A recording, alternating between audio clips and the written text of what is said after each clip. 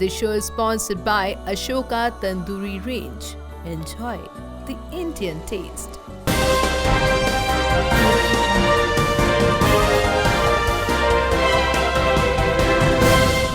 News only ਵੇਖ ਰਹੇ ਸਾਰੇ ਹੀ ਦਰਸ਼ਕਾਂ ਨੂੰ ਪਿਆਰ ਭਰੀ ਸਤਿ ਸ਼੍ਰੀ ਅਕਾਲ। ਮੈਂ ਸਤਵਿੰਦਰ ਰੰਧਾਵਾ ਪੰਜਾਬ ਅਪਡੇਟ ਦੇ ਵਿੱਚ ਤੁਹਾਡਾ ਸਵਾਗਤ ਹੈ। ਸਭ ਤੋਂ ਪਹਿਲਾਂ ਰੁਕ ਕਰਦੇ ਹਾਂ ਅੱਜ ਦੀਆਂ ਸੁਰਖੀਆਂ ਵੱਲ। ਬਲਵੰਤ ਸਿੰਘ ਮੁਲਤਾਨੀ ਅਗਵਾ ਕਾਂਡ ਮਾਮਲਾ ਅਦਾਲਤ 'ਚ ਕੇਸ ਦੀ ਅੱਜ ਹੋਈ ਸੁਣਵਾਈ। ਸਾਬਕਾ ਡੀਜੀਪੀ ਸੁਮੇਧ ਸੈਣੀ ਦੇ ਵਕੀਲ ਨੇ ਜਵਾਬ ਲਈ ਮੰਗਿਆ ਸਮਾਂ। ਪੰਜਾਬ 'ਚ ਕਰੋਨਾ ਦਾ ਕਹਿਰ, ਮਰੀਜ਼ਾਂ ਦਾ ਆંકੜਾ 3000 ਤੋਂ ਪਾਰ। ਜਲੰਧਰ 'ਚ 12 ਨਵੇਂ ਮਾਮਲੇ ਆਏ ਸਾਹਮਣੇ।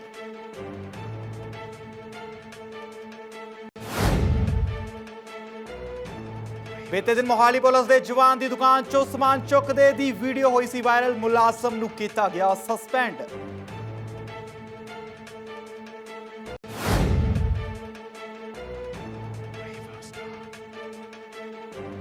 ਪਠਾਨਕੋਟ 'ਚ ਬਜ਼ੁਰਗ ਦੀ ਘਰ ਵਿੱਚੋਂ ਲਾਸ਼ ਹੋਈ ਬਰਾਮਦ। ਚਾਰੇ ਪਾਸੇ ਫੈਲੀ ਸਨਸਨੀ। ਤੇ ਹੁਣ ਖਬਰਾਂ ਵਿਸਥਾਰ ਨਾਲ।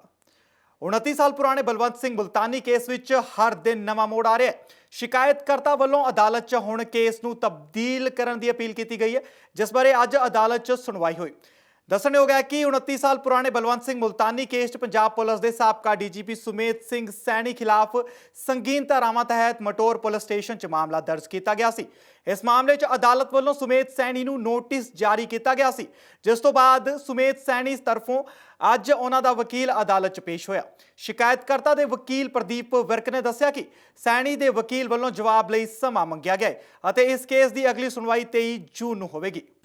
ਸੁਮੇਧ ਸੈਣੀ ਦੇ ਖਿਲਾਫ ਜਿਹੜਾ ਕੇਸ ਚੱਲ ਰਿਹਾ ਉਹਦੇ ਵਿੱਚ ਕੰਪਲੇਨੈਂਟ ਵੱਲੋਂ ਇੱਕ ਟ੍ਰਾਂਸਫਰ ਐਪਲੀਕੇਸ਼ਨ ਮੂਵ ਹੋਈ ਹੈ ਸੈਸ਼ਨ ਜੱਜ ਸਾਹਿਬ ਦੇ। ਉਹ ਸੈਸ਼ਨ ਜੱਜ ਸਾਹਿਬ ਵੱਲੋਂ ਨੋਟਿਸ ਹੋਇਆ ਸੀ ਇਸ ਕੇਸ ਦੇ ਵਿੱਚ ਸੁਮੇਧ ਸਿੰਘ ਸੈਣੀ ਨੂੰ, ਤੇ ਸੁਮੇਧ ਸਿੰਘ ਸੈਣੀ ਵੱਲੋਂ ਲਾਇਰ ਨੇ ਅਪੀਅਰ ਹੋ ਕੇ ਰਿਪਲਾਈ ਵਾਸਤੇ ਟਾਈਮ ਮੰਗਿਆ। ਪਹਿਲਾਂ ਤਾਂ ਉਹਨਾਂ ਨੇ ਰਿਕੁਐਸਟ ਕੀਤੀ ਕਿ ਸੁਮੇਧ ਸਿੰਘ ਸੈਣੀ ਨੂੰ ਪਰਸਨਲੀ ਨੋਟਿਸ ਸਰਵ ਕਰਵਾਇਆ ਜਾਏ। ਸੋ ਜਦੋਂ ਉਸ ਚੀਜ਼ ਤੇ ਥਰੂ ਕਾਉਂਸਲ ਦੇ ਉੱਤੇ ਅਸੀਂ ਇਨਸਿਸਟ ਕੀਤਾ ਕਿ ਜੀ ਅਸੀਂ ਕੋਈ ਉਹਦੀ ਪਰਸਨਲ ਅਪੀਅਰੈਂਸ ਲਈ ਨਹੀਂ ਕਿਹਾ, ਇਹ ਤਾਂ ਸਿਰਫ ਇੱਕ ਨੋਟਿਸ ਸਰਵਿਸ ਦੀ ਗੱਲ ਹੈ ਔਰ ਥਰੂ ਕਾਉਂਸਲ ਸਰਵ ਹੋ ਸਕਦਾ ਹੈ। ਸੋ ਥਰੂ ਕਾਉਂਸਲ ਸਰਵਿਸ ਇਫੈਕਟ ਹੋਈ ਹੈ ਔਰ ਸੈਣੀ ਦੇ ਵਕੀਲ ਨੇ ਫਿਰ ਰਿਪਲਾਈ ਵਾਸਤੇ ਟਾਈਮ ਮੰਗਿਆ ਔਰ ਹੁਣ 23 ਤਰੀਕ ਰੱਖੀ ਗਈ ਹੈ ਇਸ ਕੇਸ ਦੀ, ਜਿਹਦੇ ਵਿੱਚ ਉਹਨਾਂ ਨੇ ਰਿਪਲਾਈ ਦੇਣਾ ਔਰ ਉਹ ਕੋਰਟ ਦੇ ਵਿੱਚ ਰਿਪਲਾਈ ਦੇਣਗੇ।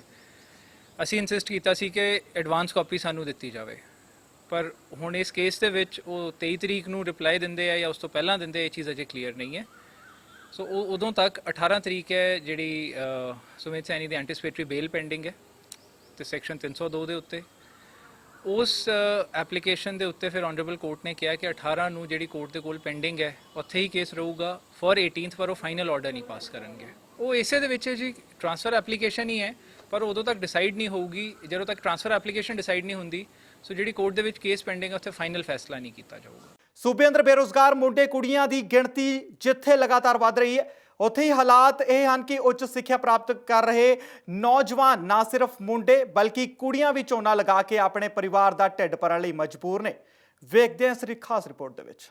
ਮੈਂ BA B.Ed ਕੀਤੀ ਹੋਈ ਹੈ। ਜੇ ਅਸੀਂ ਝੋਨਾ ਹੀ ਲਾਉਣਾ ਸੀ ਤਾਂ ਸਾਨੂੰ ਇੰਨਾ ਪੜ੍ਹਨ ਦੀ ਕੀ ਲੋੜ ਸੀਗੀ। ਇੰਨਾ ਪੜ੍ਹ ਲਿਖ ਕੇ ਵੀ ਅਸੀਂ ਝੋਨਾ ਲਾ ਰਹੇ ਹਾਂ। ਅਸੀਂ BA B.Ed ਝੋਨਾ ਲਾਉਣ ਵਾਸਤੇ ਨਹੀਂ ਕੀਤੀ ਸੀ। ਸਰਕਾਰ ਨੇ ਵਾਅਦਾ ਕੀਤਾ ਸੀ ਚੋਣਾਂ ਤੋਂ ਪਹਿਲਾਂ ਵੀ ਅਸੀਂ ਵੀ ਰੁਜ਼ਗਾਰ ਦੇਵਾਂਗੇ, ਪਰ ਫਿਰ ਵੀ ਸਰਕਾਰ ਆਪਦੇ ਵਾਅਦੇ ਤੇ ਖਰੀ ਨਹੀਂ ਉਤਰੀ ਹੈਗੀ। ਕਹਿੰਦੇ ਨੇ ਹਾਥੀ ਦੇ ਦੰਦ ਦਿਖਾਉਣ ਤੇ ਹੋਰ ਤੇ ਖਾਣ ਦੇ ਹੋਰ ਹੁੰਦੇ ਹਨ। ਇਸ ਕਹਾਵਤ ਨੂੰ ਅੱਜ ਪੰਜਾਬ ਦੀਆਂ ਸਰਕਾਰਾਂ ਨਾਲ ਉਹਨਾਂ ਬੇਰੁਜ਼ਗਾਰ ਮੁੰਡੇ ਕੁੜੀਆਂ ਵੱਲੋਂ ਮਿਲਾ ਕੇ ਦੇਖਿਆ ਜਾ ਰਿਹਾ, ਜਿਹੜੇ ਉੱਚ ਡਿਗਰੀਆਂ ਹਾਸਲ ਕਰ ਲੈਣ ਦੇ ਬਾਵਜੂਦ ਵੀ ਅੱਜ ਖੇਤਾਂ 'ਚ ਜਾ ਕੇ ਝੋਨਾ ਲਗਾਉਣ ਲਈ ਮਜਬੂਰ ਹਨ। ਬੇਰੁਜ਼ਗਾਰ ਨੌਜਵਾਨਾਂ ਦਾ ਕਹਿਣਾ ਹੈ ਕਿ ਚੋਣਾਂ ਤੋਂ ਪਹਿਲਾਂ ਉਹਨਾਂ ਨਾਲ ਵੱਡੇ ਵਾਅਦੇ ਕੀਤੇ ਜਾਂਦੇ ਹਨ, ਪਰ ਚੋਣਾਂ ਖਤਮ ਹੁੰਦਿਆਂ ਹੀ ਉਹ ਵਾਅਦੇ ਕਿਸੇ ਖੁੰਝੇ ਵਿੱਚ ਲੱਗ ਜਾਂਦੇ ਹਨ ਅਤੇ ਇਹ ਪਤਾ ਵੀ ਨਹੀਂ ਲੱਗਦਾ। ਨੌਜਵਾਨ ਮੁੰਡੇ ਕੁੜੀਆਂ ਵੱਲੋਂ ਸੂਬੇ ਦੀ ਸੱਤਾਧਾਰੀ ਕਾਂਗਰਸ ਸਰਕਾਰ ਤੇ ਸਵਾਲ ਚੁੱਕੇ ਜਾ ਰਹੇ ਹਨ। ਦਰਅਸਲ ਕੈਪਟਨ ਸਰਕਾਰ ਵੱਲੋਂ ਵਿਧਾਨ ਸਭਾ ਚੋਣਾਂ ਤੋਂ ਪਹਿਲਾਂ ਇਹ ਵਾਅਦਾ ਕੀਤਾ ਗਿਆ ਸੀ ਕਿ ਉਹਨਾਂ ਦੀ ਸਰਕਾਰ ਤੇ ਉਹ ਨੌਜਵਾਨ ਨੂੰ ਰੁਜ਼ਗਾਰ ਮੁਹੱਈਆ ਕਰਵਾਉਣਗੇ, ਪਰ ਚੋਣਾਂ ਖਤਮ ਹੋਣ ਤੋਂ ਬਾਅਦ ਕਿਸ ਤਰ੍ਹਾਂ ਦਾ ਰੁਜ਼ਗਾਰ ਮੁਹੱਈਆ ਕਰਵਾਇਆ ਗਿਆ, ਇਸ ਦਾ ਅੰਦਾਜ਼ਾ ਤਾਂ ਇਹਨਾਂ ਕੁੜੀਆਂ ਦੀਆਂ ਤਸਵੀਰਾਂ ਤੋਂ ਸਾਫ਼ ਦਿਖਾਈ ਦੇ ਰਿਹਾ। ਝੋਨਾ ਲਗਾਉਣ ਲਈ ਮਜਬੂਰ ਬੇਅੰਤ ਕੌਰ ਦਾ ਕਹਿਣਾ ਹੈ ਕਿ ਉਸਨੇ BA ਬੀਐਡ ਦੀ ਪੜ੍ਹਾਈ ਕੀਤੀ ਹੋਈ ਹੈ ਅਤੇ ਉਸ ਨੇ ਮਜ਼ਦੂਰੀ ਕਰਕੇ ਇੰਨੀ ਪੜ੍ਹਾਈ ਕੀਤੀ, ਪਰ ਰਾਜ ਸਰਕਾਰ ਵੱਲੋਂ ਉਹਨਾਂ ਨਾਲ ਮਜ਼ਾਕ ਕੀਤਾ ਜਾ ਰਿਹਾ ਹੈ। ਮੈਂ BA BEd ਕੀਤੀ ਹੋਈ ਹੈਗੀ ਤੇ ਮੇਰੇ ਘਰਦਿਆਂ ਨੇ ਮੈਨੂੰ ਮਜ਼ਦੂਰੀ ਦਿਹਾੜੀ ਕਰਕੇ ਪੜ੍ਹਾਇਆ ਹੈਗਾ ਤੇ ਅਸੀਂ ਹੁਣ ਤੱਕ ਦੀ ਪੜ੍ਹਾਈ ਹੈ ਜਿਹੜੀ ਅਸੀਂ ਝੋਨਾ ਲਾ ਕੇ ਕਿਤੇ ਕਣਕ ਵੱਢ ਕੇ ਪੂਰੀ ਕੀਤੀ ਹੈਗੀ। ਤੇ ਸਰਕਾਰ ਨੇ ਸਾਡੇ ਨਾਲ 2182 ਪੋਸਟਾਂ ਕੱਢ ਕੇ ਸਾਡੇ ਨਾਲ ਝੋਖਾ ਮਜ਼ਾਕ ਕੀਤਾ ਹੈਗਾ, ਜੋ ਕਿ ਸਾਨੂੰ ਮਨਜ਼ੂਰ ਨਹੀਂ ਹੈ। ਸਰਕਾਰ ਨੇ ਸਾਡੇ ਨਾਲ ਮਜ਼ਾਕ ਕੀਤਾ ਹੈਗਾ ਕਿ ਘਰ ਰੁਜ਼ਗਾਰ ਦੇਵਾਂਗੇ ਚੋਣਾਂ ਤੋਂ ਪਹਿਲਾਂ, ਪਰ ਸਾਡੇ ਨੂੰ ਕੁਝ ਵੀ ਪਤਾ ਮਿਲਿਆ ਨਹੀਂ ਹੈਗਾ, ਨਾ ਹੀ ਭੱਤਾ ਨਾ ਹੀ ਰੁਜ਼ਗਾਰ। ਅਸੀਂ ਬੇਰੁਜ਼ਗਾਰ ਮਿਲਦੇ ਹੈਗੇ। ਇਸ ਟਾਈਮ ਅਸੀਂ ਹੁਣ ਝੋਨਾ ਲਾ ਰਹੇ ਹੈਗੇ। ਜੇ ਅਸੀਂ ਝੋਨਾ ਹੀ ਲਾਉਣਾ ਸੀ ਤਾਂ ਸਾਨੂੰ ਇੰਨਾ ਪੜ੍ਹਨ ਦੀ ਕੀ ਲੋੜ ਸੀਗੀ। ਇਹ ਤਾਂ ਅਸੀਂ 10ਵੀਂ ਤੋਂ ਬਾਅਦ ਵੀ ਕਰ ਸਕਦੇ ਸੀਗੇ। ਸਾਨੂੰ ਪੜ੍ਹਾਈ ਕੰਪਲੀਟ ਕਰਨ ਦੀ ਕੀ ਲੋੜ ਸੀਗੀ ਜੇ ਅਸੀਂ ਇੱਥੇ ਇੰਨੀ ਧੁੱਪ 'ਚ ਕੰਮ ਕਰਨਾ ਸੀਗਾ। ਅਸੀਂ 15,000 ਪੋਸਟਾਂ ਦੀ ਮੰਗ ਕਰਦੇ ਹਾਂ ਕਿ ਸਰਕਾਰ ਸਾਨੂੰ 15,000 ਪੋਸਟਾਂ ਹੋਰ ਕੱਢੇ ਤੇ ਸਾਨੂੰ ਨੌਕਰੀ ਦਿੱਤੀ ਜਾਵੇ। ਇਹਦੇ ਦੂਜੇ ਪਾਸੇ ਜੇਕਰ ਬੇਰੁਜ਼ਗਾਰ ਕਰਮਜੀਤ ਕੌਰ ਦਾ ਦੁੱਖ ਸੁਣੀਏ ਤਾਂ ਰੂਹ ਅੰਦਰ ਤੱਕ ਕੰਬ ਜਾਂਦੀ ਹੈ। ਕਰਮਜੀਤ ਕੌਰ ਦੀ ਮਾਂ ਨੇ ਕੈਂਸਰ ਦੀ ਲਾਇਲਾਜ ਬਿਮਾਰੀ ਨਾਲ ਦਮ ਤੋੜ ਦਿੱਤਾ ਸੀ। ਮੈਂ +2 BA BEd ਕੀਤੀ ਹੋਈ ਹੈ। 10ਵੀਂ 'ਚ ਪੜ੍ਹਦੇ ਹੋਏ ਮੇਰੀ ਮੰਮੀ ਕੈਂਸਰ ਦੀ ਬਿਮਾਰੀ ਨਾਲ ਪੀੜਤ ਹੋ ਗਈ। ਇੱਕ ਪਾਸੇ ਮੇਰੀ ਮੰਮੀ ਦੇ ਕੈਂਸਰ ਦਾ ਇਲਾਜ ਚੱਲ ਰਿਹਾ ਸੀ, ਦੂਸਰੇ ਪਾਸੇ ਮੇਰੀ ਪੜ੍ਹਾਈ। ਫਿਰ ਵੀ ਮੈਂ ਆਪਣੀ ਪੜ੍ਹਾਈ ਨੂੰ ਜਾਰੀ ਰੱਖਿਆ ਕਿਉਂਕਿ ਮੈਂ ਪੜ੍ਹਨਾ ਚਾਹੁੰਦੀ ਸੀ, ਅਧਿਆਪਕ ਬਣਨਾ ਚਾਹੁੰਦੀ ਸੀ। ਮੇਰੀ ਮੰਮੀ ਨੇ ਫਿਰ ਵੀ ਮੇਰਾ ਸਾਥ ਦਿੱਤਾ। ਉਸਨੇ ਮੈਨੂੰ ਪੜ੍ਹਨ ਲਈ ਪ੍ਰੇਰਿਆ। ਉਸਨੇ ਕਦੇ ਵੀ ਮੈਨੂੰ ਇਹ ਨਹੀਂ ਕਿਹਾ ਕਿ ਤੁਸੀਂ ਹਟ ਜਾਓ, ਘਰੇ ਕੰਮ ਕਰਨਾ ਹੈ। ਫਿਰ ਵੀ ਉਸਨੇ ਮੈਨੂੰ ਬਿਮਾਰੀ ਨਾਲ ਜੂਝਦੇ ਹੋਏ ਮੈਨੂੰ ਪ੍ਰੇਰਿਆ। 4 ਸਾਲ ਪਹਿਲਾਂ ਮੇਰੀ ਮੰਮੀ ਦੀ ਕੈਂਸਰ ਨਾਲ ਪੀੜਤ ਮੌਤ ਹੋ ਚੁੱਕੀ ਹੈ ਤੇ ਹੁਣ ਸਾਰੇ ਘਰ ਦਾ ਕੰਮਕਾਰ ਮੇਰੇ ਸਿਰ ਤੇ ਹੈ। ਮੈਂ PS ਟੈਟ ਪਾਸ ਕੀਤਾ ਹੋਇਆ ਹੈ ਤੇ ਹੁਣ ਸਕਰੀਨਿੰਗ ਟੈਸਟ ਦੀ ਤਿਆਰੀ ਵੀ ਕੀਤੀ ਹੋਈ ਹੈ ਤੇ ਮੈਂ ਅੱਜ ਅਧਿਆਪਕ ਬਣਨ ਦੇ ਕਾਬਲ ਹੋ ਚੁੱਕੀ ਹਾਂ। ਫਿਰ ਵੀ ਸਰਕਾਰ ਮੈਨੂੰ ਕੋਈ ਨੌਕਰੀ ਨਹੀਂ ਦੇ ਰਹੀ। ਅਸੀਂ ਸਰਕਾਰ ਹਰ ਦਿਨ ਦੇਖਦੇ ਹਾਂ ਕਿ ਅੱਜ ਸਰਕਾਰ ਕੋਈ ਸਾਡੇ ਲਈ ਐਲਾਨ ਕਰੂਗੀ, ਪਰ ਹਰ ਦਿਨ ਸਾਡਾ ਐਂ ਹੀ ਗੁਜ਼ਰ ਜਾਂਦਾ ਸੋਚਦੇ ਤੇ ਅੱਜ ਅਸੀਂ ਖੇਤਾਂ ਵਿੱਚ ਝੋਨਾ ਲਾ ਰਹੇ ਹਾਂ ਕਿਉਂਕਿ ਸਾਡੇ ਕੋਲ ਹੋਰ ਕੋਈ ਰੁਜ਼ਗਾਰ ਹੈ ਹੀ ਨਹੀਂ, ਨਾ ਹੀ ਸਾਨੂੰ ਕੋਈ ਰੁਜ਼ਗਾਰੀ ਭੱਤਾ ਮਿਲਦਾ ਹੈ। ਸਰਕਾਰ ਸਾਡੇ ਲਈ ਕੁਝ ਨਹੀਂ ਕਰ ਰਹੀ। ਇੰਨਾ ਪੜ੍ਹ ਲਿਖ ਕੇ ਵੀ ਅਸੀਂ ਝੋਨਾ ਲਾ ਰਹੇ ਹਾਂ। ਅਸੀਂ BA BEd ਝੋਨਾ ਲਾਉਣ ਵਾਸਤੇ ਨਹੀਂ ਕੀਤੀ ਸੀ, ਅਸੀਂ ਅਧਿਆਪਕ ਬਣਨ ਵਾਸਤੇ ਪੜ੍ਹਾਈ ਕੀਤੀ ਸੀ। ਮੇਰੀ ਮੰਮੀ ਦਾ ਸੁਪਨਾ ਵੀ ਇਹੀ ਸੀ ਕਿ ਮੇਰੀ ਬੇਟੀ ਪੜ੍ਹ ਕੇ ਅਧਿਆਪਕ ਬਣੇ, ਪਰ ਮੈਂ ਅੱਜ ਅਧਿਆਪਕ ਨਹੀਂ ਝੋਨਾ ਲਾ ਰਹੀ ਹਾਂ। ਹੁਣ ਜੇਕਰ ਗੱਲ ਰਿੰਪੀ ਦੀ ਕਰੀਏ ਤਾਂ ਉਹ PS ਟੈਟ ਕਲੀਅਰ ਕਰਨ ਦੇ ਨਾਲ MA BEd ਦੀਆਂ ਉੱਚ ਡਿਗਰੀਆਂ ਵੀ ਹਾਸਲ ਕਰ ਚੁੱਕੀ ਹੈ। ਰਿੰਪੀ ਦਾ ਕਹਿਣਾ ਹੈ ਕਿ ਮਜ਼ਦੂਰੀ ਕਰ ਉਸਨੇ ਇੰਨੀਆਂ ਉੱਚੀਆਂ ਡਿਗਰੀਆਂ ਇਸ ਲਈ ਹਾਸਲ ਨਹੀਂ ਕੀਤੀਆਂ ਸਨ ਕਿ ਉਹ ਅੱਗੇ ਵੀ ਇੰਜ ਮਜ਼ਦੂਰੀ ਕਰਕੇ ਧੱਕੇ ਖਾਵੇ। ਮੈਂ +2 BA BEd ਤੇ MA ਪੰਜਾਬੀ ਕੀਤੀ ਹੋਈ ਆ ਤੇ ਮੇਰਾ PS ਟੈਟ ਕਲੀਅਰ ਹੈ। ਵੀ ਸਾਡੇ ਘਰੇ ਗਰੀਬੀ ਹੋਣ ਕਾਰਨ ਮੇਰੇ ਡੈਡੀ ਰਿਕਸ਼ਾ ਰੇਹੜੀ ਚਲਾਉਂਦੇ ਨੇ, ਉਹਨਾਂ ਨੇ ਫਿਰ ਵੀ ਸਾਨੂੰ ਇੰਨਾ ਪੜ੍ਹਾਇਆ ਲਿਖਾਇਆ ਹੈ ਨਾ, ਤੇ ਇੰਨੀ ਗਰੀਬੀ ਦੇ ਹੋਣ ਬਾਵਜੂਦ ਹੋਣ ਦੇ ਵੀ ਅਸੀਂ ਆਪ ਕੰਮ ਕਰਕੇ ਖੇਤਾਂ 'ਚ ਆਪਦੀ ਪੜ੍ਹਾਈ ਪੂਰੀ ਕੀਤੀ। ਅਸੀਂ ਖੇਤਾਂ 'ਚ ਕੰਮ ਕਰਕੇ ਪੜ੍ਹਾਈ ਇਸ ਕਰਕੇ ਨਹੀਂ ਪੂਰੀ ਕੀਤੀ ਸੀ ਵੀ ਅੱਗੇ ਵੀ ਅਸੀਂ ਧੱਕੇ ਖਾਈਏ ਸਾਰੀ ਉਮਰ ਖੇਤਾਂ 'ਚ। ਸਰਕਾਰ ਦੀ ਅੱਜ ਨਾਕਾਮੀ ਦੇ ਕਾਰਨ ਸਾਡਾ TET clear BA BEd MA qualification ਹੋਣ ਦੇ ਕਾਰਨ ਵੀ ਫਿਰ ਵੀ ਸਾਨੂੰ ਕੋਈ ਰੁਜ਼ਗਾਰ ਨਹੀਂ ਮਿਲ ਰਿਹਾ ਹੈਗਾ। ਫਿਰ ਵੀ ਅੱਜ ਅਸੀਂ ਖੇਤਾਂ ਦੇ ਵਿੱਚ ਧੱਕੇ ਖਾਂਦੇ ਫਿਰਦੇ ਹੈਗੇ। ਸਰਕਾਰ ਨੇ ਵਾਅਦਾ ਕੀਤਾ ਸੀ ਚੋਣਾਂ ਤੋਂ ਪਹਿਲਾਂ ਵੀ ਅਸੀਂ ਵੀ ਰੁਜ਼ਗਾਰ ਦੇਵਾਂਗੇ, ਪਰ ਫਿਰ ਵੀ ਸਰਕਾਰ ਆਪਦੇ ਵਾਅਦੇ 'ਤੇ ਖਰੀ ਨਹੀਂ ਉਤਰੀ ਹੈਗੀ। ਸਾਡੇ ਮਾਂ-ਬਾਪ ਨੇ ਸਾਨੂੰ ਇੰਨੀ ਗਰੀਬੀ ਦੇ ਵਿੱਚ ਇਸ ਕਰਕੇ ਨਹੀਂ ਪੜ੍ਹਾਇਆ ਸੀਗਾ ਵੀ ਸਾਡੇ ਜਿਹੜੇ ਜਵਾਕ ਨੇ ਉਹ ਖੇਤਾਂ 'ਚ ਧੱਕੇ ਖਾਂਦੇ ਫਿਰਨ। ਉਹਨਾਂ ਨੇ ਐਂ ਪੜ੍ਹਾਇਆ ਸੀ ਸਾਨੂੰ ਵੀ ਸਾਡੇ ਜਵਾਕ ਵੀ ਕਿਸੇ ਚੰਗੀ ਨੌਕਰੀ 'ਤੇ ਲੱਗ ਕੇ ਨਾਲੇ ਆਪਦਾ ਮਾਣ ਉੱਚਾ ਕਰਨ, ਨਾਲੇ ਸਾਡਾ ਸਿਰ ਉੱਚਾ ਕਰਨ। ਇਹ ਹਨ ਪੰਜਾਬ ਦੇ ਹਾਲਾਤ। ਮੁੱਖ ਮੰਤਰੀ ਵੱਲੋਂ ਹੱਥ 'ਚ ਗੁਟਕਾ ਸਾਹਿਬ ਫੜ ਇਹ ਕਿਹਾ ਗਿਆ ਸੀ ਕਿ ਉਹ ਨੌਜਵਾਨਾਂ ਨੂੰ ਰੁਜ਼ਗਾਰ ਮੁਹੱਈਆ ਕਰਵਾਉਣਗੇ, ਪਰ ਚੋਣਾਂ ਤੋਂ ਬਾਅਦ ਉਹ ਵਾਅਦਾ ਕਿੱਥੇ ਗਿਆ, ਇਸ ਦੀ ਭਾਲ ਅਜੇ ਤੱਕ ਜਾਰੀ ਹੈ। ਸ਼ਾਇਦ ਇਹ ਵਾਅਦਾ ਇੱਕ ਵਾਰ ਫਿਰ 2022 ਦੀਆਂ ਚੋਣਾਂ ਦੇ ਚੋਣ ਪ੍ਰਚਾਰ ਤੱਕ ਜੇਕਰ ਲੱਭ ਗਿਆ ਫਿਰ ਕੋਈ ਹੈਰਾਨੀ ਵਾਲੀ ਗੱਲ ਨਹੀਂ ਹੋਵੇਗੀ। ਮਾਨਸਾ ਤੋਂ ਜਗਦੀਸ਼ ਬਾਂਸਲ ਦੀ ਰਿਪੋਰਟ। ਸੂਬੇ ਅੰਦਰ ਕਰੋਨਾ ਵਾਇਰਸ ਨੇ ਕੋਹਰਾਮ ਮਚਾ ਦਿੱਤਾ ਹੈ। ਇਸ ਦੇ ਮਾਮਲਿਆਂ ਵਿੱਚ ਲਗਾਤਾਰ ਇਜ਼ਾਫਾ ਹੋ ਰਿਹਾ ਹੈ। ਜੇਕਰ ਗੱਲ ਜ਼ਿਲ੍ਹਾ ਅੰਦਰ ਦੀ ਕਰੀਏ ਤਾਂ ਇੱਥੇ ਇਹ ਅੰਕੜਾ ਤਕਰੀਬਨ 342 ਤੱਕ ਪਹੁੰਚ ਗਿਆ ਹੈ। ਬੀਤੀ ਕੱਲ ਇੱਥੇ 12 ਨਵੇਂ ਮਾਮਲੇ ਸਾਹਮਣੇ ਆਏ ਨੇ। ਇਹਨਾਂ ਵਿੱਚੋਂ 6 ਮਹਿਲਾਵਾਂ 6 ਪੁਰਸ਼ ਸ਼ਾਮਲ ਨੇ। ਇਸ ਤੋਂ ਇਲਾਵਾ ਸੂਬੇ ਅੰਦਰ ਕਰੋਨਾ ਦੇ ਮਰੀਜ਼ਾਂ ਦਾ ਅੰਕੜਾ 3000 ਤੋਂ ਪਾਰ ਹੋ ਗਿਆ ਹੈ। ਬੀਤੇ ਦਿਨੀ ਸੋਸ਼ਲ ਮੀਡੀਆ ਜ਼ਰੀਏ ਮੋਹਾਲੀ ਪੁਲਿਸ ਦੇ ਇੱਕ ਜਵਾਨ ਦੀ ਵੀਡੀਓ ਵਾਇਰਲ ਹੋਈ ਸੀ। ਇਸ ਵੀਡੀਓ 'ਚ ਉਹ ਪਹਿਲਾਂ ਤਾਂ ਇੱਕ ਦੁਕਾਨ ਤੇ ਜਾਂਦਾ ਹੈ ਅਤੇ ਉਸ ਦੀ ਦੁਕਾਨ ਦੇ ਬਾਹਰ ਪਿਆ ਸਮਾਨ ਇੱਧਰ ਉੱਧਰ ਸੁੱਟ ਦਿੰਦਾ ਹੈ ਅਤੇ ਫਿਰ ਉਸ ਦੁਕਾਨ ਦੇ ਬਾਹਰ ਪਈ ਕੁਝ ਸਮਾਨ ਵਿੱਚੋਂ ਇੱਕ ਪੇਟੀ ਚੁੱਕ ਕੇ ਆਪਣੀ ਗੱਡੀ ਵਿੱਚ ਰੱਖ ਲੈਂਦਾ ਹੈ। ਇਸ ਵੀਡੀਓ ਦੇ ਵਾਇਰਲ ਹੋਣ ਤੋਂ ਬਾਅਦ ਪੰਜਾਬ ਪੁਲਿਸ ਹਰਕਤ 'ਚ ਆਈ ਅਤੇ ਇਸ ਵੀਡੀਓ ਦੀ ਨਿੰਦਾ ਵੀ ਕੀਤੀ ਗਈ, ਜਿਸ ਤੋਂ ਬਾਅਦ ਹੁਣ ਇਹ ਦਾਅਵਾ ਕੀਤਾ ਜਾ ਰਿਹਾ ਹੈ ਕਿ ਪੁਲਿਸ ਮੁਲਾਜ਼ਮ ਨੂੰ ਸਸਪੈਂਡ ਕਰ ਦਿੱਤਾ ਗਿਆ। ਅੰਮ੍ਰਿਤਸਰ ਦੇ ਥਾਣਾ ਹਕੀਮਾਵਾਲਾ ਦੀ ਪੁਲਿਸ ਵੱਲੋਂ ਬੀਤੀ ਰਾਤ 2 ਚੋਰਾਂ ਨੂੰ ਗ੍ਰਿਫਤਾਰ ਕੀਤਾ ਗਿਆ ਹੈ। ਇਹ ਜਦੋਂ ਵਾਰਦਾਤ ਨੂੰ ਅੰਜਾਮ ਦੇਣ ਦੀ ਤਾਕ ਵਿੱਚ ਸਨ ਤਾਂ ਪੁਲਿਸ ਪਾਰਟੀ ਵੱਲੋਂ ਇਹਨਾਂ ਨੂੰ ਗ੍ਰਿਫਤਾਰ ਕਰ ਲਿਆ ਗਿਆ। ਰਾਤ 9 ਵਜੇ ਦੀ ਗੱਲ ਹੈ ਕਿ ਅਸੀਂ ਦਲਜੀਤ ਸਿੰਘ ਪਾਰਟੀ ਇਹਦੇ ਸੰਬੰਧ ਇਹਨਾਂ ਨੂੰ ਸਕੂਟਰ ਅਟੋ ਦੇ ਆਉਂਦੇ ਦੋ ਨੌਜਵਾਨ ਦੇਖੇ ਜਦੋਂ ਕਾਬੂ ਕੀਤਾ, ਇਹਨਾਂ ਤੋਂ ਹਿਰਨ ਬਰਾਮਦ ਹੋਈ। ਮੈਂ ਜਾ ਕੇ ਹੜਾ ਗਈ ਸੀ ਹੁਣ ਕਰਕੇ ਪੱਤੇ ਤੋਂ ਫਿਰ ਮੈਂ ਮੌਕੇ 'ਤੇ ਜਾ ਕੇ ਜਾਣ ਲੈ ਕੇ ਪਤਾ ਦਿੱਤਾ ਜੀ 60 ਗ੍ਰਾਮ ਹਿਰਨ ਹੋਈ। ਇੱਕ ਆਟੋ ਆ, ਇੱਕ ਹੈਗਾ ਭਰਾ ਪਤਾਪੁਰ ਦਾ, ਇੱਕ ਸ਼ਹੀਦ ਹੁਸੈਨ ਨਗਰ ਦਾ। ਪਹਿਲਾਂ ਇੱਕ ਦੇ ਪੱਤੇ ਪਤਾਪੁਰ ਵਾਲੇ ਦੇ ਪਹਿਲਾਂ ਆਪਣੇ ਸਿਵਲ ਲਾਈਨ ਪੱਤੇ ਬੰਦੇ ਹੋਇਆ ਡਾਕੇ ਦਾ ਕੀ ਬਾਈ 6185 29 ਨੇ 188 ਬਾਈ। ਖਬਰਾਂ ਦਾ ਸਿਲਸਿਲਾ ਇਦਾਂ ਹੀ ਜਾਰੀ ਰਹੇਗਾ। ਮਿਲਦੇ ਹਾਂ ਇੱਕ ਨਿੱਕੀ ਜੀ ਬ੍ਰੇਕ ਤੋਂ ਬਾਅਦ। This show is sponsored by Ashoka Tandoori Range. Enjoy the Indian taste.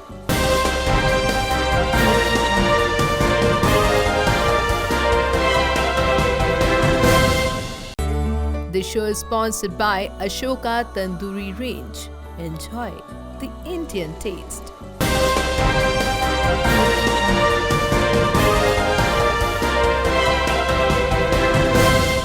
Jalalabad ਦੇ ਪਿੰਡ ਜਮਾਲਗੜ੍ਹ ਤੋਂ ਇੱਕ ਅਜਿਹਾ ਮਾਮਲਾ ਸਾਹਮਣੇ ਆਇਆ ਹੈ ਜਿਸ ਨੇ ਸਾਰਿਆਂ ਨੂੰ ਹੈਰਾਨ ਕਰ ਦਿੱਤਾ ਹੈ। ਦਰਅਸਲ ਇੱਥੇ ਚੋਰਾਂ ਨੇ ਸ਼ਰਾਬ ਦੇ ਨਸ਼ੇ 'ਚ ਆ ਕੇ ਆਪਣੇ ਹੀ ਸਾਰੇ ਭੇਦ ਖੋਲ ਦਿੱਤੇ। ਇਸ ਤੋਂ ਬਾਅਦ ਪਿੰਡ ਵਾਸੀਆਂ ਨੇ ਉਹਨਾਂ ਨੂੰ ਪੁਲਿਸ ਹਵਾਲੇ ਕਰ ਦਿੱਤਾ। ਇੱਕ ਕਹਾਵਤ ਹੈ ਕਿ ਘਰ ਦਾ ਭੇਤੀ ਲੰਕਾ ਢਾਏ, ਲਗਭਗ ਸਾਰਿਆਂ ਨੇ ਸੁਣੀ ਹੋਵੇਗੀ। ਜਿਸ ਘਟਨਾ ਬਾਰੇ ਅੱਜ ਅਸੀਂ ਤੁਹਾਨੂੰ ਦੱਸਣ ਜਾ ਰਹੇ ਹਾਂ ਉਸ ਨਾਲ ਇਹ ਕਹਾਵਤ ਬਿਲਕੁਲ ਫਿੱਟ ਬੈਠਦੀ ਹੈ। ਇਹ ਮਾਮਲਾ ਜਲਾਲਾਬਾਦ ਦੇ ਪਿੰਡ ਜਮਾਲਗੜ੍ਹ ਦਾ ਹੈ। ਇੱਥੇ ਚੋਰਾਂ ਨੇ ਸ਼ਰਾਬ ਦੇ ਨਸ਼ੇ 'ਚ ਆਪਣੇ ਹੀ ਭੇਦ ਖੋਲ ਦਿੱਤੇ। ਦਰਅਸਲ 2 ਚੋਰ ਜਦੋਂ ਸ਼ਰਾਬ ਪੀਂਦੇ ਹੋਏ ਚੋਰੀ ਦਾ ਸਮਾਨ ਵੰਡ ਰਹੇ ਸਨ ਤਾਂ ਉਹਨਾਂ ਦੀ ਆਪਸ 'ਚ ਲੜਾਈ ਹੋ ਗਈ, ਜਿਸ ਤੋਂ ਬਾਅਦ ਦੋਵਾਂ ਨੇ ਇੱਕ ਦੂਜੇ ਦੇ ਭੇਦ ਖੋਲ ਦਿੱਤੇ। ਇਹ ਸਾਰੀਆਂ ਗੱਲਾਂ ਪਿੰਡ ਦੇ ਇੱਕ ਵਿਅਕਤੀ ਨੇ ਸੁਣ ਲਈਆਂ, ਜਿਸ ਤੋਂ ਬਾਅਦ ਇਹ ਗੱਲ ਪਿੰਡ ਵਿੱਚ ਫੈਲ ਗਈ। ਸਵੇਰੇ ਜਦੋਂ ਦੋਵਾਂ ਚੋਰਾਂ ਨੂੰ ਪੁਲਿਸ ਵੱਲੋਂ ਕਾਬੂ ਕੀਤਾ ਗਿਆ ਤਾਂ ਉਹਨਾਂ ਨੇ ਆਪਣੀਆਂ ਚੋਰੀਆਂ ਕਬੂਲ ਲਈਆਂ। ਇਸ ਬਾਰੇ ਪੰਚਾਇਤ ਮੈਂਬਰ ਨੇ ਜਾਣਕਾਰੀ ਦਿੰਦਿਆਂ ਦੱਸਿਆ ਕਿ ਉਹਨਾਂ ਵੱਲੋਂ ਜਦੋਂ ਚੋਰਾਂ ਨਾਲ ਗੱਲਬਾਤ ਕੀਤੀ ਗਈ ਤਾਂ ਉਹਨਾਂ ਨੇ ਆਪਣੀਆਂ ਚੋਰੀਆਂ ਕਬੂਲੀਆਂ ਸਨ। ਇਹ ਜੀ ਆਪਦਾ ਕੋਈ ਨਾ ਸਮਾਨ ਰਾਤ ਵੇਚਿਆ ਸੀ, ਉਹਦੇ ਲੈਣ ਦੇਣ ਤੋਂ ਕੋਈ ਪੈਸੇ ਟਕੇ ਤੋਂ ਇਹ ਲੜ ਪਏ ਨੇ। ਇਹ ਰਾਤ ਸ਼ਰਾਬ ਦੇ ਧੁੰਦ ਹੋਏ ਸੀ ਤੇ ਗਾਲੀ ਗਲੋਚ ਕਰਦੇ ਸੀ। ਉੱਥੇ ਨਾਲ ਜ਼ਿਮੀਂਦਾਰਾਂ ਦੇ ਘਰ ਨੇ, ਉਹਨਾਂ ਨੇ ਆਖਿਆ ਭਾਈ ਗਾਲੀ ਗਲੋਚ ਨਾ ਕਰੋ। ਉਸ ਤੋਂ ਬਾਅਦ ਉਹਨਾਂ ਜ਼ਿਮੀਂਦਾਰਾਂ ਨੂੰ ਵੀ ਗਾਲੀ ਗਲੋਚ ਕੀਤਾ। ਤੜਕੇ ਪੰਚਾਇਤ ਇਕੱਠੀ ਕੀਤੀ ਏ। ਇਹ ਇੱਕ ਪਿੰਡ ਦਾ ਬੰਦਾ, ਇੱਕ ਇਹਦੀ ਭੈਣ ਵੀ ਪਿੰਡ 'ਚ, ਉਹ ਬੰਦਾ ਉਹਦੇ ਘਰ ਸੁੱਤਾ ਹੈ। ਤੜਕੇ ਅਸੀਂ ਗਏ, ਇਹਨਾਂ ਨੂੰ ਬੁਲਾਇਆ ਹੈ ਵੀ ਕੀ ਚੱਕਰ ਹੈ। ਉਸ ਤੋਂ ਬਾਅਦ ਇਹਨਾਂ ਨੂੰ ਪਤਾ ਵੀ ਸਾਡਾ ਕੋਈ ਚੱਕਰ ਹੈਗਾ ਲੈਣ ਦੇਣ ਦਾ। ਜਿਹਨਾਂ ਨੂੰ ਪੁੱਛਿਆ ਤਾਂ ਲੋਕਾਂ ਨੇ ਗੱਲਾਂ ਸੁਣੀਆਂ ਵੀ ਇਹਨਾਂ ਨੇ ਟਰਾਂਸਫਾਰਮ ਚੋਰੀ ਦੀਆਂ ਗੱਲਾਂ, ਬੈਟਰੀ ਦੀਆਂ ਗੱਲਾਂ ਚੋਰੀ ਕਰਦੇ ਸੀ ਤੇ ਇਹਨਾਂ ਦਾ ਲੈਣ ਦੇਣ ਦਾ ਆ ਵਿੱਚ ਝਗੜਾ ਆਇਆ। ਅਸੀਂ ਫੜ ਕੇ ਪੁਲਿਸ ਦੇ ਹਵਾਲੇ ਕਰਤੇ। ਸਾਨੂੰ ਪੁਲਿਸ ਨੇ ਇਹ ਆਖਿਆ ਹੈ ਵੀ ਅਸੀਂ ਇਹਨਾਂ ਤੋਂ ਪੁੱਛਤਾਛ ਕਰਕੇ ਉਸ ਤੋਂ ਬਾਅਦ ਅਗਲੀ ਕਾਰਵਾਈ ਕਰਾਂਗੇ। ਇੱਧਰ ਦੂਜੇ ਪਾਸੇ ਇੱਕ ਹੋਰ ਵਿਅਕਤੀ ਨੇ ਦੱਸਿਆ ਕਿ ਚੋਰ ਆਪਸ 'ਚ ਭੱਦੀ ਸ਼ਬਦਾਵਲੀ ਵਰਤ ਰਹੇ ਸਨ। ਜਦੋਂ ਪੰਚਾਇਤ ਮੈਂਬਰਾਂ ਵੱਲੋਂ ਉਹਨਾਂ ਨੂੰ ਕਾਬੂ ਕੀਤਾ ਗਿਆ ਤਾਂ ਉਹਨਾਂ ਨੇ ਆਪਣੀਆਂ ਸਾਰੀਆਂ ਚੋਰੀਆਂ ਬਾਰੇ ਦੱਸਿਆ। ਅਸੀਂ ਜੀ ਸਵੇਰੇ ਭਾਈ ਸਾਹਿਬ ਹੋਰਾਂ ਨੇ ਗੱਲ ਅੱਗੇ ਦੱਸੀ, ਬੇਅੰਸਕ ਨੇ ਪਿੰਡ ਦੇ ਸਰਪੰਚ ਨੇ, ਤੇ ਸਵੇਰੇ ਸਾਡੇ ਮਹੀਨਾ ਹੀ ਗੁਰਦੁਆਰਾ ਸਾਹਿਬ 'ਚ ਅਸੀਂ ਇਕੱਠੇ ਹੋਏ ਤੇ ਉੱਥੇ ਇਹ ਜਿਹੜੇ ਲੜੇ ਨੇ ਰਾਤ ਸ਼ਰਾਬ ਪੀ ਕੇ, ਦਾਰੂ ਪੀ ਕੇ ਲੜਦੇ ਰਹੇ ਨੇ। ਉਹਨਾਂ ਦੇ ਨਾਲ ਇੱਕ ਗਵਾਂਢੀ ਸੀ, ਉਹਨੂੰ ਇਹਨਾਂ ਨੇ ਮਾੜਾ ਚੰਗਾ ਭਜਨ ਕੀਤਾ। ਉਹਨਾਂ ਨੂੰ ਸੱਦਿਆ ਗਿਆ ਪੰਚਾਇਤ ਦੇ ਵਿੱਚ ਤੇ ਉੱਥੇ ਇਹਨਾਂ ਨੇ ਮੰਨੀ ਗੱਲ ਵੀ ਅਸੀਂ ਚੋਰੀਆਂ ਕਰਦੇ ਰਹੇ ਹਾਂ। ਲੈਣ ਦੇਣ ਦੇ ਮਸਲੇ 'ਚ ਲੜੇ ਨੇ ਪੈਸਿਆਂ ਦੇ, ਵੀ ਉਹ ਕਹਿੰਦਾ ਸੀ ਮੇਰੇ ਇੰਨੇ ਬਣਦੇ ਨੇ, ਉਹ ਕਹਿੰਦਾ ਸੀ ਮੇਰੇ ਘੱਟ ਬਣਦੇ, ਉਹ ਕਹਿੰਦਾ ਸੀ ਮੇਰੇ ਵੱਧ ਬਣਦੇ ਆ।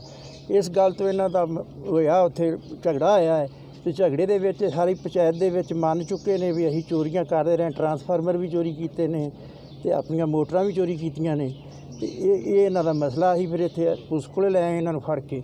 SHO ਸਾਹਿਬ ਕਹਿ ਰਹੇ ਨੇ ਵੀ ਅਸੀਂ ਇਨਵੈਸਟੀਗੇਸ਼ਨ ਕਰਾਂਗੇ ਅੱਗੇ, ਇਹਨਾਂ ਦੀ ਜੋ ਗੱਲਬਾਤ ਹੋਏਗੀ ਤੁਹਾਨੂੰ ਮੌਕੇ 'ਤੇ ਦੱਸਾਂਗੇ ਤੇ ਅਸੀਂ ਇਹਨਾਂ ਦੀ ਕਾਨੂੰਨੀ ਕਾਰਵਾਈ ਬਣਦੀ ਕਰਾਂਗੇ। ਇੱਧਰ ਦੂਜੇ ਪਾਸੇ ਜਦੋਂ ਇਸ ਬਾਰੇ ਪੁਲਿਸ ਅਧਿਕਾਰੀਆਂ ਨਾਲ ਗੱਲਬਾਤ ਕੀਤੀ ਗਈ ਤਾਂ ਉਹਨਾਂ ਦੱਸਿਆ ਕਿ ਪਿੰਡ ਵਾਲਿਆਂ ਵੱਲੋਂ 2 ਵਿਅਕਤੀਆਂ ਨੂੰ ਗ੍ਰਿਫਤਾਰ ਕਰਵਾਇਆ ਗਿਆ ਹੈ ਅਤੇ ਉਸ ਬਾਰੇ ਉਹ ਜਾਂਚ ਕਰ ਰਹੇ ਨੇ। ਪਿੰਡ ਛਿੰਬਿਆਣ ਦੀ ਪੰਚਾਇਤ 2 ਆਦਮੀ ਲੈ ਕੇ ਸਾਡੇ ਪੇਸ਼ ਕੀਤੇ ਨੇ, ਕਹਿੰਦੇ ਵੀ ਚੋਰੀਆਂ ਕਰਨ ਦੇ ਆ। ਸਾਡੀ ਤਫਤੀਸ਼ ਚੱਲ ਰਹੀ ਹੈ। ਤਫਤੀਸ਼ ਦੇ ਵਿੱਚ ਜੋ ਵੀ ਗੱਲ ਸਾਹਮਣੇ ਆਈ ਉਸ ਦੇ ਮੁਤਾਬਕ ਕਾਰਵਾਈ ਕੀਤੀ। ਪਿੰਡ ਵਾਲਿਆਂ ਵੱਲੋਂ ਬੜੀ ਹੀ ਚਲਾਕੀ ਦੇ ਨਾਲ ਚੋਰਾਂ ਨੂੰ ਗ੍ਰਿਫਤਾਰ ਕਰਵਾਇਆ ਗਿਆ ਹੈ, ਪਰ ਇਸ ਦੀ ਅਸਲ ਸੱਚਾਈ ਕੀ ਹੈ ਇਹ ਤਾਂ ਜਾਂਚ ਤੋਂ ਬਾਅਦ ਹੀ ਪਤਾ ਚੱਲੇਗਾ। ਜਲਾਲਾਬਾਦ ਤੋਂ ਪੱਤਰਕਾਰ ਅਰਵਿੰਦਰ ਤਨੇਜਾ ਦੀ ਰਿਪੋਰਟ।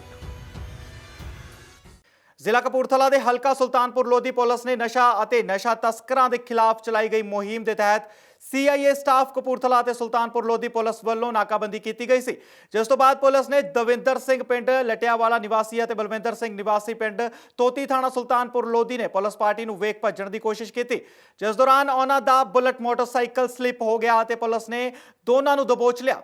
ਮੋਟਰਸਾਈਕਲ ਤੇ ਸਵਾਰ ਦੋਨੋਂ ਨਸ਼ਾ ਤਸਕਰਾਂ ਵੱਲੋਂ 1 ਕਿਲੋ 500 ਗ੍ਰਾਮ ਹੈਰੋਇਨ ਅਤੇ 2,09,990 ਰੁਪਏ ਦੀ ਡਰੱਗ ਮਨੀ ਨਾਲ ਕਾਬੂ ਕਰਨ ਵਿੱਚ ਵੱਡੀ ਸਫਲਤਾ ਹਾਸਲ ਹੋਈ ਹੈ। ਅਸੀਂ ਕੱਲ ਸਾਡਾ ਇੱਕ ਜੁਆਇੰਟ ਆਪਰੇਸ਼ਨ ਚੱਲਦਾ ਸੀਗਾ ਸੁਲਤਾਨਪੁਰ ਲੋਧੀ ਡਿਪਟੀ ਸਾਹਿਬ ਤੇ SHO ਸਾਹਿਬ ਨਾਲ ਸਾਡੀ ਸੀਏ ਦੀ ਟੀਮ ਸੀਗੀ ਤੇ ਇੱਕ ਸਾਡੇ ਕੋਲ ਇਨਫੋਰਮੇਸ਼ਨ ਸੀਗੀ ਕਿ ਲਾਟੀਆਂਵਾਲ ਦਾ ਤੇ ਤੋਤੀ ਦੇ ਕੁਝ ਜਿਹੜੇ ਨਟੋਰੀਅਸ ਹੈਗੇ ਆ ਡਰੱਗ ਦਾ ਕੰਮ ਕਰਦੇ ਆ, ਉਹ ਡਰੱਗ ਵਗੈਰਾ ਲੈ ਕੇ ਆ ਰਹੇ ਆ ਤੇ ਇਮੀਡੀਏਟਲੀ DSP ਸਾਹਿਬ ਨੇ ਤੇ SHO ਸੁਲਤਾਨਪੁਰ ਲੋਧੀ ਨੇ ਤੇ CA ਇੰਚਾਰਜ ਵੱਲੋਂ ਰੇਡ ਕੀਤਾ ਗਿਆ, ਜਿਹਦੇ ਵਿੱਚ ਅਸੀਂ 2 ਬੰਦੇ ਮੌਕੇ 'ਤੇ ਫੜ ਲਏ ਜਿਨ੍ਹਾਂ ਕੋਲੋਂ 1.5 ਕਿਲੋ ਹੈਰੋਇਨ ਜਿਹਦੀ ਕੀਮਤ ਲਗਭਗ 5 ਤੋਂ 7 ਕਰੋੜ ਦੇ ਲਗਭਗ ਹੋਏਗੀ ਤੇ ਨਾਲ 2,09,900 ਰੁਪਈਆ ਅਸੀਂ ਰਿਕਵਰ ਕੀਤਾ ਉਹਨਾਂ ਕੋਲ। 3 ਬੰਦੇ ਜਿਹੜੇ ਆ ਮੌਕੇ 'ਤੇ ਭੱਜ ਗਏ ਆ, ਜਿਹਦੇ ਵਿੱਚ ਇੱਕ ਕਾਲੀਆ, ਇੱਕ ਹੈਗਾ ਆ ਮੰਗਲ ਸਿੰਘ ਤੇ ਇੱਕ ਦਾ ਮੁੰਡਾ ਵੀਜ਼ਾ ਗੱਡੀ ਦੇ ਵਿੱਚ ਮੌਕੇ 'ਤੇ ਭੱਜ ਗਏ। ਕਿਹੜੀ ਜਗ੍ਹਾ ਤੇ? ਇਹ ਸੇਚਾਂ ਦੇ ਲਾਗੇ ਇੱਕ ਸੀਗਾ ਜਿੱਥੇ ਇਹਨਾਂ ਡਿਲੀਵਰੀ ਦੇਣੀ ਸੀ, ਬਿਲਕੁਲ ਸਪਲਾਈ ਕਰਦੇ। ਹਾਂਜੀ, ਜਿਹੜਾ ਕਾਲੀ ਹੈਗਾ ਆ, ਕਾਲੀ ਦੇ ਫਾਦਰ, ਉਹਦੇ ਖਿਲਾਫ ਕੋਈ 8-9 ਮੁਕੱਦਮੇ ਪਹਿਲਾਂ, ਕਾਲੀ ਦੇ ਵੀ 3-4 ਮੁਕੱਦਮੇ ਦਰਜ ਹੈ ਔਰ ਵਾਂਟਡ ਹੈ, ਸਾਨੂੰ PO ਹੈ। ਉਹ ਹਾਲੀ ਫਰਦਰ ਇੰਟਰੋਗੇਸ਼ਨ ਕਰਕੇ ਪੁੱਛਗਿੱਛ ਕਰਨ ਤੋਂ ਬਾਅਦ ਫਿਰ ਗੱਲ ਸਾਹਮਣੇ ਆਏਗੀ। 7 ਕਰੋੜ ਦੇ ਲਗਭਗ ਹੋਏਗੀ, 7-7.5। ਲੁਧਿਆਣਾ ਦੇ ਤਾਜਪੁਰ ਰੋਡ ਤੇ ਸਥਿਤ ਸਰਕਾਰੀ ਸਕੂਲ ਦੇ ਕੋਲ ਬੀਤੀ ਰਾਤ 2 ਧਿਰਾਂ ਵਿਚਾਲੇ ਝਗੜਾ ਹੋ ਰਿਹਾ ਸੀ। ਝਗੜਾ ਸੁਲਝਾਉਣ ਗਏ ਵਿਅਕਤੀ ਦੇ ਇੱਕ ਧਿਰ ਵੱਲੋਂ ਸੱਟਾਂ ਮਾਰ ਕੇ ਜ਼ਖਮੀ ਕਰ ਦੇਣ ਦਾ ਮਾਮਲਾ ਸਾਹਮਣੇ ਆਇਆ। ਝਗੜਾ ਸੁਲਝਾਉਣ ਗਏ ਵਿਅਕਤੀ ਨੇ ਤਾਜਪੁਰ ਰੋਡ ਤੇ ਬਿਹਾਰੀ ਕਲੋਨੀ ਵਿੱਚ ਬਣੀਆਂ ਝੁੱਗੀਆਂ 'ਚ ਰਹਿਣ ਵਾਲੇ ਪ੍ਰਵਾਸੀਆਂ ਤੇ ਨਸ਼ੇ ਵਿੱਚ ਧੁੱਤ ਹੋ ਕੇ ਗੁੰਡਾਗਰਦੀ ਕਰਨ ਦੇ ਆਰੋਪ ਲਗਾਏ ਨੇ। ਜ਼ਖਮੀ ਵਿਅਕਤੀ ਨੇ ਦੱਸਿਆ ਕਿ ਝੁੱਗੀਆਂ ਵਾਲੇ ਆਏ ਦਿਨ ਲੜਾਈ ਝਗੜਾ ਕਰਦੇ ਰਹਿੰਦੇ ਨੇ, ਜਿਸ ਬਾਰੇ ਪੁਲਿਸ ਵੀ ਸਭ ਕੁਝ ਜਾਣਦੀ ਹੈ, ਪਰ ਉਹਨਾਂ ਤੇ ਕੋਈ ਸਖਤ ਕਾਰਵਾਈ ਨਹੀਂ ਕਰ ਰਹੀ। ਉੱਥੇ ਹੀ ਦੂਜੇ ਪਾਸੇ ਪ੍ਰਵਾਸੀ ਵਿਅਕਤੀਆਂ ਕੋਲੋਂ ਉਹਨਾਂ ਦਾ ਪੱਖ ਜਾਣਨ ਲਈ ਬਹੁਤ ਵਾਰ ਫੋਨ ਕੀਤੇ ਗਏ, ਪਰ ਉਹਨਾਂ ਕੈਮਰੇ ਅੱਗੇ ਬੋਲਣ ਤੋਂ ਇਨਕਾਰ ਕਰ ਦਿੱਤਾ। ਮੈਨੂੰ ਛੁੱਟੀ ਸੀਗੀ ਆਪਣੇ ਕੰਮ ਤੋਂ, ਮੈਂ ਠੇਕੇ ਤੇ ਬੀਅਰ ਲੈਣ ਜਾ ਰਿਹਾ ਸੀ। ਠੇਕੇ ਤੇ ਬੀਅਰ ਲੈਣ ਜਾ ਰਿਹਾ ਸੀਗਾ, ਜਦੋਂ ਮੈਂ ਵਾਪਸ ਆ ਰਿਹਾ ਸੀਗਾ ਤੇ 2 ਬੰਦੇ ਆਪਸ 'ਚ ਲੜਦੇ ਪਏ ਸੀ ਤੇ ਮੈਂ ਉਹਨਾਂ ਨੂੰ ਛੁਡਾਉਣ ਲਈ ਵਿੱਚ ਗਿਆ ਤਾਂ ਇੱਕ ਬੰਦੇ ਨੇ ਮੇਰੇ ਸਿਰ 'ਤੇ ਇੱਟ ਮਾਰੀ ਤੇ ਦੂਜੇ ਬੰਦੇ ਨੇ ਮੇਰੇ ਸਿਰ 'ਤੇ ਬੋਤਲ ਮਾਰੀ। ਅਸੀਂ ਉੱਥੇ ਆਪਣੀ ਜਾਨ ਬਚਾ ਕੇ ਨਿਕਲੇ। ਅਸੀਂ ਬੰਦੇ ਆਪਣੇ ਘਰੇ ਵੜੇ, ਸਾਡੇ ਘਰ ਤੱਕ ਪਿੱਛੇ ਆਏ ਬੰਦੇ। ਕੌਣ ਸੀਗੇ? ਸਾਰੇ ਝੁੱਗੀਆਂ ਵਾਲੇ ਬੰਦੇ ਸੀ ਜੀ। ਇਹਨਾਂ ਨੇ ਪੂਰੇ ਤਾਜਪੁਰ ਰੋਡ ਤੇ ਤਹਿਲਕਾ ਮਚਾਇਆ ਹੋਇਆ। ਇਹ ਗੈਂਗਸਟਰ ਬੰਦੇ ਆ, ਇਹਨਾਂ ਨੂੰ ਹੀ ਪਤਾ ਹੈ। ਇਹ 7 ਨੰਬਰ ਥਾਣੇ ਨੂੰ ਹੀ ਪਤਾ, 8 ਨੰਬਰ ਨੂੰ ਹੀ ਪਤਾ ਹੈ, ਇਹ ਸਾਰਿਆਂ ਨੂੰ ਪਤਾ ਹੈ। ਇਹ 'ਚ ਕੋਈ ਲੁਕੋ ਨਹੀਂ ਹੈਗਾ, ਇਹ 'ਚ ਕੋਈ ਲੁਕੋ ਨਹੀਂ ਹੈਗਾ। ਤੁਸੀਂ ਅੱਜ ਵੀ ਮੇਰਾ ਦਿਖਾ ਲਓ ਅੰਦਰ, ਮੈਂ ਕਦੀ ਲੜਿਆ ਨਹੀਂ ਹੈਗਾ। ਮੇਰੇ ਖਿਲਾਫ ਕਿਸੇ ਵੀ ਥਾਣੇ 'ਚ FRI ਹੋਈ ਹੋਵੇ, ਮੈਂ ਕਿਸੇ ਚੀਜ਼ ਦਾ ਦੋਸ਼ੀ ਹੋਵਾਂ ਤੇ ਤੁਹਾਡੀ ਜੁੱਤੀ ਹੋਊਗੀ ਪ੍ਰਸ਼ਾਸਨ ਦੀ, ਮੇਰਾ ਸਿਰ ਹੋਊਗਾ। ਪ੍ਰਸ਼ਾਸਨ ਤੇ ਇਹੀ ਮੰਗ ਕਰਦਾ ਕਿ ਮੈਨੂੰ ਇਸ ਤੋਂ ਆਪਣੀ ਜਾਨ ਦਾ ਖਤਰਾ ਹੈ ਜੀ। ਇਸ ਕਰਕੇ ਮੈਂ ਉਹਨਾਂ ਦੇ ਨਾਲ ਉਹਨਾਂ ਦੀ ਗੱਡੀ 'ਚ ਆਇਆ, ਕਿਉਂਕਿ ਇਹ ਕੁਝ ਵੀ ਕਰ ਸਕਦੇ ਆ। ਇਹਨਾਂ ਨੂੰ ਪਤਾ ਨਹੀਂ, ਇਹ ਪਛਾਣੇ ਵੀ ਨਹੀਂ ਜਾਂਦੇ ਬੱਚੇ, ਸਾਰੇ ਇੱਕੋ ਜਿਹੇ ਹੀ ਆ। ਇਹ ਸਾਰੇ ਝੁੱਗੀਆਂ ਵਾਲੇ। ਗੌਤਮ ਮੁੰਡਾ ਮੇਨ ਸੀਗਾ, ਬਾਕੀ ਉਹਦੇ ਸਾਰੇ ਨਾਲ ਸੀਗੇ। ਗੌਤਮ ਦਾ ਨਾਂ ਜਾਣਦਾ, ਉਹ ਵੀ ਮੈਨੂੰ ਕਿਸੇ ਮੁੰਡੇ ਥਰੂ ਪਤਾ ਲੱਗਿਆ ਵੀ ਇਹ ਗੌਤਮ ਸੀਗਾ। ਇਹ ਮਾਮਲਾ ਇਸ ਤਰ੍ਹਾਂ ਦੀ ਸਾਨੂੰ ਸਲਾਹ ਮਿਲੀ ਸੀ ਵੀ ਤਾਜਪੁਰ ਰੋਡ ਤੇ ਸਰਕਾਰੀ ਸਕੂਲ ਦੇ ਲਾਗੇ 2 ਤਰ੍ਹਾਂ ਦੀ ਲੜਾਈ ਹੋ ਰਹੀ ਸੀ ਤੇ ਉਹਦੇ ਅੰਦਰ ਮੌਕੇ 'ਤੇ ਗਏ ਸੀਗੇ। ਮੌਕੇ 'ਤੇ ਸਾਨੂੰ ਇੱਕ ਧਿਰ ਉੱਥੇ ਗੁਰਦੀਪ ਸਿੰਘ ਇੰਦਰਾ ਕਲੋਨੀ ਵਾਸੀ ਮਿਲਿਆ, ਜਿਹੜਾ ਦੱਸ ਰਿਹਾ ਸੀ ਕਿ ਠੇਕੇ ਦੇ ਬਾਹਰ 2 ਤਰ੍ਹਾਂ ਲੜ ਰਹੀਆਂ ਸੀ ਤੇ ਮੈਂ ਉਹਨਾਂ ਨੂੰ ਖਿਡਾਉਣ ਲੱਗ ਪਿਆ। ਉਹਨਾਂ ਨੇ ਮੇਰੇ ਸਿਰ ਦੇ ਵਿੱਚ ਬੋਤਲ ਮਾਰੀ ਹੈ। ਬਾਕੀ ਦੂਸਰੀ ਧਿਰ ਬਾਰੇ ਬਿਹਾਰੀ ਕਲੋਨੀ ਦੱਸਦੇ ਨੇ, ਉਹ ਮੈਂ ਕਿਹਾ ਉਹਦੇ 70 ਲੱਗੀਆਂ ਨੇ, ਉਹ ਵੀ ਸਿਵਲ ਹਸਪੀਟਲ ਗਏ ਹੋਏ ਨੇ। ਹੁਣ ਉਹਨਾਂ 'ਚ ਇੰਜਰਡ ਕਿਹੜਾ ਹੈ ਇਹ ਤੈਨੂੰ ਬਾਅਦ 'ਚ ਪਤਾ ਲੱਗੂਗਾ। ਇੱਧਰ ਗੁਰਦੀਪ ਸਿੰਘ ਇੰਜਰਡ ਹੈ, ਉਹ ਮੈਡੀਕਲ ਕਰਾਉਣ ਲਈ ਗਏ ਹੋਏ ਨੇ ਤੇ ਹੁਣ ਗੁਰਦੀਪ ਸਿੰਘ ਜਾ ਰਿਹਾ। ਬਾਕੀ ਜੋ ਵੀ ਇਹਨਾਂ ਦੀ ਸਟੇਟਮੈਂਟ ਹੈ, ਮੈਡੀਕਲ ਰਿਪੋਰਟ ਆਊਗੀ, ਉਹਦੇ ਆਧਾਰ 'ਤੇ ਜਿਹੜੀ ਬਣਦੀ ਕਾਰਵਾਈ। ਬੀਤੀ ਕੱਲ੍ਹ ਪਠਾਨਕੋਟ ਦੀ ਇੰਦਰਾ ਕਲੋਨੀ ਅੰਦਰ ਉਸ ਸਮੇਂ ਸਨਸਨੀ ਫੈਲ ਗਈ ਜਦੋਂ ਇੱਥੇ ਇੱਕ 70 ਸਾਲਾ ਬਜ਼ੁਰਗ ਦੀ ਲਾਸ਼ ਬਰਾਮਦ ਹੋਈ। ਜਾਣਕਾਰੀ ਮੁਤਾਬਕ ਇਹ ਬਜ਼ੁਰਗ ਆਪਣੇ ਘਰ 'ਚ ਇਕੱਲਾ ਰਹਿੰਦਾ ਸੀ ਅਤੇ ਕਰੋਨਾ ਕਾਰਨ ਘਰ ਤੋਂ ਘੱਟ ਹੀ ਬਾਹਰ ਨਿਕਲਦਾ ਸੀ। ਜਾਂਚ ਅਧਿਕਾਰੀਆਂ ਨੇ ਦੱਸਿਆ ਕਿ ਬਜ਼ੁਰਗ ਦੇ 3 ਬੇਟੀਆਂ ਹਨ ਜੋ ਕਿ ਵਿਆਹੀ ਹੋਈਆਂ ਹਨ ਅਤੇ ਇੱਕ ਪੁੱਤਰ ਹੈ ਜੋ ਕਿ ਕੈਨੇਡਾ 'ਚ ਰਹਿੰਦਾ ਹੈ। ਸਰ, ਅੱਜ ਇੱਕ ਸੂਚਨਾ ਮਿਲੀ ਸੀ, ਟੈਲੀਫੋਨ ਆਇਆ ਵੀ ਇੱਕ ਬਲਦੇਵ ਸਿੰਘ ਪੁੱਤਰ ਦਿਦਾਰ ਸਿੰਘ ਜਿਹਦੀ 70 ਕੁ ਸਾਲ ਉਮਰ ਹੈ ਤੇ 4 ਬੱਚੇ ਆ, 3 ਬੇਟੀਆਂ ਤੇ 1 ਬੇਟਾ, ਸਾਰੇ ਮੈਰਿਡ ਨੇ। ਬੇਟਾ ਜਿਹੜਾ ਆ ਉਹ ਕੈਨੇਡਾ ਰਹਿੰਦਾ। ਆ ਕੇ ਜਦੋਂ ਦੇਖਿਆ ਤੇ ਉਹਦੀ ਛਾਣਬੀਣ ਕੀਤੀ ਹੈ ਤੇ ਉਹ ਜਿਹੜਾ ਆ ਮੂੰਹ ਦੇ ਭਾਗ ਡਿੱਗਾ ਪਿਆ ਸੀਗਾ। ਅੰਦਰ ਸਾਰੀ ਛਾਣਬੀਣ ਕੀਤੀ ਹੈ, ਸਮਾਨ ਜਿਉਂ ਦਾ ਤਿਉਂ ਪਿਆ ਸੀਗਾ, ਟੀਵੀ ਚੱਲ ਰਿਹਾ ਸੀਗਾ। ਤੇ ਇਹਨਾਂ ਦੀਆਂ ਲੜਕੀਆਂ ਤੇ ਜਵਾਈ ਇੱਥੇ ਆਏ ਨੇ, ਜਿਨ੍ਹਾਂ ਨੇ ਦੱਸਿਆ ਵੀ ਇਹ ਕੋਈ ਅਜੇ ਫਿਲਹਾਲ ਕੋਈ ਗੱਲਬਾਤ ਨਹੀਂ। ਬਾਕੀ ਡੈੱਡ ਬੋਡੀ ਸਿਵਲ ਹਸਪਤਾਲ ਪਹੁੰਚਾਤੀ ਹੈ, ਸਵੇਰੇ ਪੋਸਟਮਾਰਟਮ ਕਰਾਇਆ ਜਾਏਗਾ ਤੇ ਜਿਸ ਤਰ੍ਹਾਂ ਦੀ ਪੋਸਟਮਾਰਟਮ ਰਿਪੋਰਟ ਆਏਗੀ ਉਸ ਤੋਂ ਕਾਰਵਾਈ ਕੀਤੀ ਜਾਏਗੀ। ਫਿਲਹਾਲ ਅਜੇ 174 ਦੀ ਕਾਰਵਾਈ ਹੁਣ ਚ ਲਿਆਂਦੀ ਜਾਏਗੀ। ਪੰਜਾਬ ਪੁਲਿਸ ਵੱਲੋਂ ਕੋਰੋਨਾ ਵਾਇਰਸ ਤੇ ਮਾਤ ਪਾਉਣ ਲਈ ਲੋਕ ਸੰਪਰਕ ਵਿਭਾਗ ਨਾਲ ਮਿਲ ਕੇ ਮਿਸ਼ਨ ਫਤਿਹ ਦੀ ਸ਼ੁਰੂਆਤ ਕੀਤੀ ਗਈ ਹੈ। ਇਸ ਦੇ ਤਹਿਤ ਲੁਧਿਆਣਾ ਤੋਂ ਅੱਜ 4 ਗੱਡੀਆਂ ਰਵਾਨਾ ਕੀਤੀਆਂ ਗਈਆਂ ਨੇ ਜੋ ਜ਼ਿਲ੍ਹੇ ਭਰ ਦੇ ਵਿੱਚ ਘੁੰਮ ਕੇ ਲੋਕਾਂ ਨੂੰ ਇਸ ਬਿਮਾਰੀ ਸੰਬੰਧੀ ਜਾਗਰੂਕ ਕਰਨਗੀਆਂ ਅਤੇ ਇਸ ਤੇ ਫਤਿਹ ਪਾਉਣ ਲਈ ਪ੍ਰੇਰਿਤ ਕਰਨਗੀਆਂ। ਹੁਣ ਤੱਕ ਲੁਧਿਆਣਾ ਤੋਂ ਕੁੱਲ 60 ਗੱਡੀਆਂ ਰਵਾਨਾ ਕੀਤੀਆਂ ਜਾ ਚੁੱਕੀਆਂ ਨੇ। ਜਿਵੇਂ ਕਿ ਆਪ ਜੀ ਨੂੰ ਪਤਾ ਹੀ ਹੈ ਕਿ ਕੋਰੋਨਾ ਵਾਇਰਸ ਦਾ ਜਿਹੜਾ ਫੈਲਾਅ ਹੈਗਾ ਆ ਮਾਰਚ ਮਹੀਨੇ ਵਿੱਚ ਸ਼ੁਰੂ ਹੋ ਗਿਆ ਸੀਗਾ ਇੰਡੀਆ ਦੇ ਵਿੱਚ, ਤੇ ਪੰਜਾਬ ਭਾਰਤ ਦਾ ਸਭ ਤੋਂ ਪਹਿਲਾ ਸੂਬਾ ਸੀਗਾ ਜਿਹਨੇ ਲੋਕਡਾਊਨ ਲਾ ਕੇ ਇਹਨੂੰ ਰੋਕਣ ਦੀ ਕੋਸ਼ਿਸ਼ ਕੀਤੀ ਤੇ ਉਹਦੇ ਵਿੱਚ ਆਪਾਂ ਬੜੇ ਸਕਸੈਸਫੁਲ ਵੀ ਹੋਏ ਸੀਗੇ।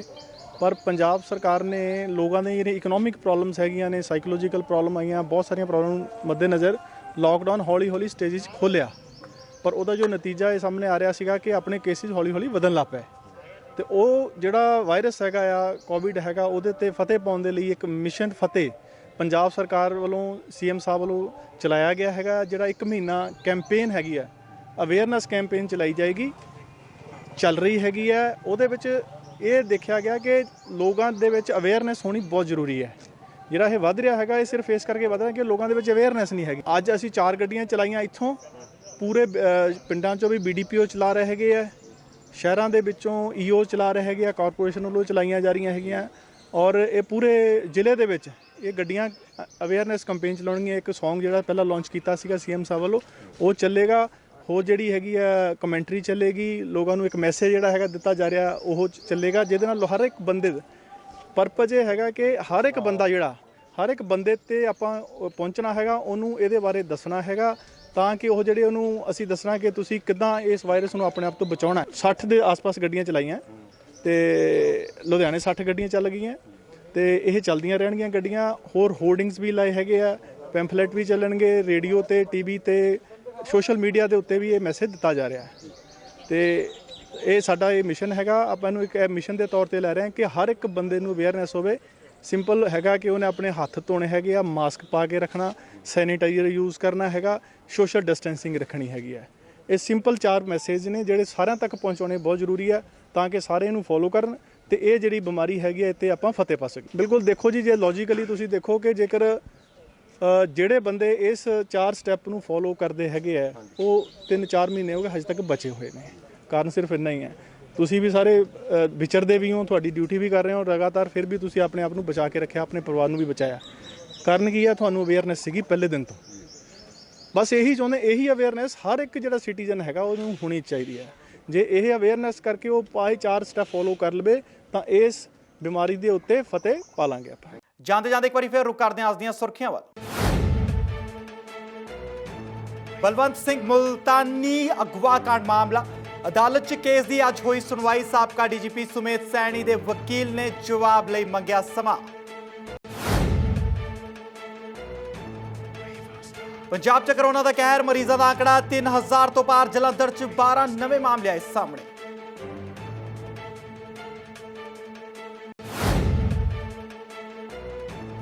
ਬੀਤੇ ਦਿਨ ਮੋਹਾਲੀ ਪੁਲਿਸ ਦੇ ਜਵਾਨ ਦੀ ਦੁਕਾਨ 'ਚੋਂ ਸਮਾਨ ਚੁੱਕਦੇ ਦੀ ਵੀਡੀਓ ਹੋਈ ਸੀ ਵਾਇਰਲ। ਮੁਲਾਜ਼ਮ ਨੂੰ ਕੀਤਾ ਗਿਆ ਸਸਪੈਂਡ।